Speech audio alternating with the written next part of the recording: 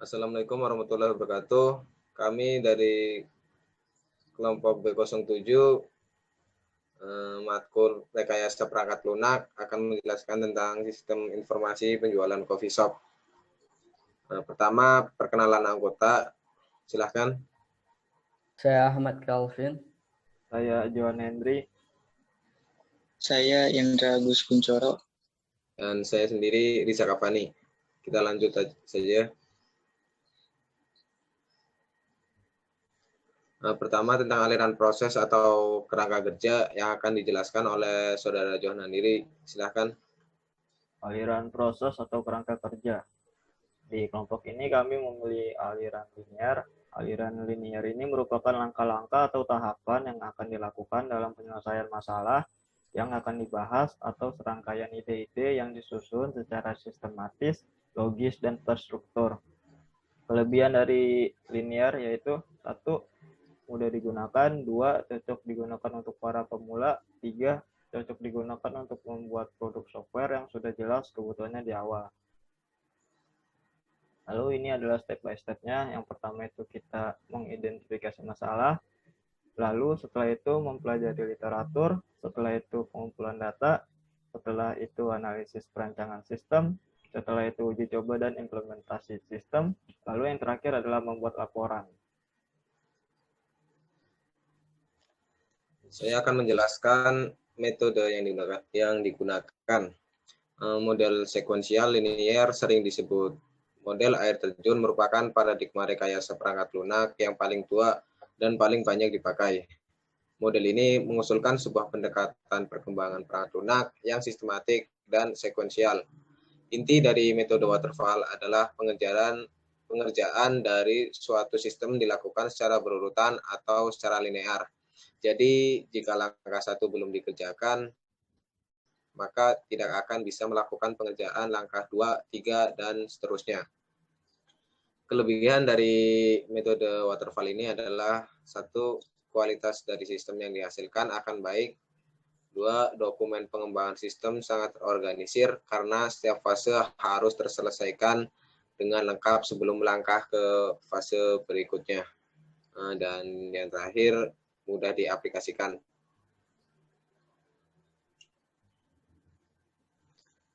Ini adalah diagram dari metode waterfall. Yang pertama ada analisa kebutuhan. Kita menganalisa kebutuhan dari sistemnya, maunya seperti apa, berdasarkan wawancara yang sudah kita lakukan. Yang kedua itu desain sistem. Kita akan menanyai ownernya, akan ingin desainnya seperti apa sebelum lanjut ke penulisan program. Setelah desain sistem sudah fix dan sudah disetujui, kami akan lanjut ke penulisan kode program.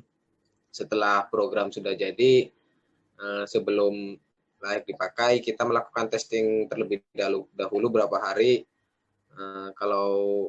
Jikalau ada bug-bug masih di dalamnya, bisa kami perbaiki.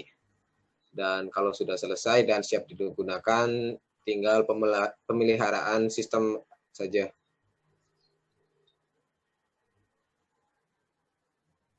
Workflow ini akan dijelaskan oleh Saudara Indra Agus Kuncoro. Silakan. Baik, di sini saya akan menjelaskan tentang workflow. Workflow merupakan rangkaian rutinitas yang dilakukan perusahaan mulai dari awal hingga akhir proses. Industri dalam prakteknya, setiap karyawan yang berkontribusi dalam operasional perusahaan harus mengetahui serta bertanggung jawab masing-masing sehingga perusahaan akan berjalan dengan lancar dengan adanya workflow ini. Lanjut, akan dijelaskan oleh Saudara Ahmad Calvin, silakan. Pertama ini workflow antara customer dan penjual. Pertama, memulai dan customer mendatangi toko kopi. Lalu diproses penjual memproses pesanan. Lalu mencetak bukti transaksi dan dikirim ke customer. melakukan pembayaran. Selesai. Selanjutnya, workflow kedua antara penjual dan pemasok. Pertama, dimulai dari mengecek persediaan stok. Jika habis, langsung selesai. Jika benar, jika tidak habis, pemasok dapat memesan produk kepada pemasok. Pemasok mengecek persediaan stok, lalu pemasok memproses pesanan. Program selesai. Terima kasih. Ini adalah penjelasan dari kami. Jikalau ada salah atau kekeliruan, kami mohon maaf. Wassalamualaikum warahmatullahi wabarakatuh.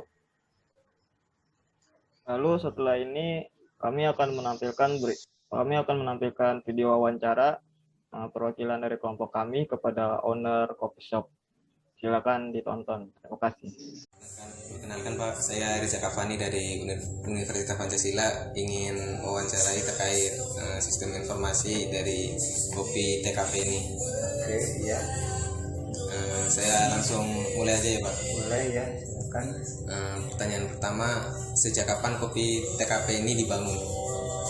TKP dibangun itu mulai, kalau renovasi mulai dari bulan Desember. Kemudian baru kita mulai operasional di Februari 2021.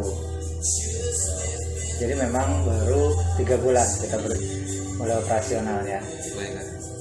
Pertanyaan kedua, apa motivasi Anda membuka usaha kopi TKP ini? Motivasinya untuk menyediakan tempat hangout, tempat nongkrong gitu ya buat anak-anak muda dengan ditemani sama kopi kita gitu. Jadi ya tempat nongkrong sambil ngopi ya gitu, walaupun memang ya dengan kapasitas yang ada seperti ini gitu. Lanjut ke pertanyaan ketiga, apakah teknologi sangat berpengaruh terhadap usaha Anda? Iya, sangat berpengaruh. Jika iya, mengapa? Terutama untuk pengaturan ini ya, pencatatan jual beli stok itu kita pakai sistem. Kemudian untuk laporan keuangan kita juga udah pakai sistem. Terus juga untuk penjualan dari secara online juga kan kita nggak bisa nggak bisa lepas dari situ ya. Jadi untuk memperkenalkan yang bagi yang nggak bisa datang juga bisa tetap order dan bisa menikmati kopi di rumah. Lanjut, apa saja menu utama di kopi TKP ini? Menu utama kita ada terbagi dari 3 ya. Ada yang kopi, non kopi, sama cemilan gitu ya. Kalau yang dari kopi kita punya kopi latte, itu kemudian juga ada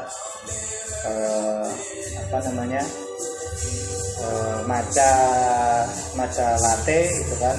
Terus juga yang kopi TKP sendiri juga ada, jadi kopi gula aren itu 3 di kopi. Yang non kopi kita punya leci tea, terus juga ada yang berbasis sama es krim ya, ada pandan vanilla es gitu ada di situ. Kemudian makanan kita ada yang paling orang suka itu risol sama kentang ya french fries lah gitulah kalau gitu. Jadi selain ada kopi ada non kopi juga ya Pak? Iya, kopi non kopi ya. Bagaimana alur pemesanan di kopi TKP ini Pak?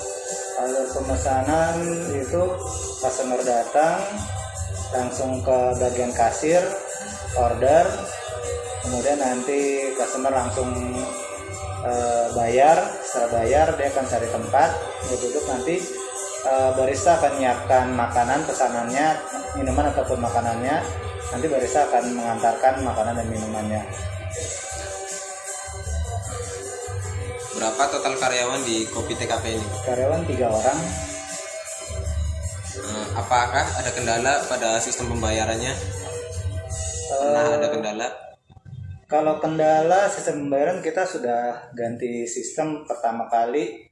Kita awalnya udah ada langganan 1 tahun, salah satu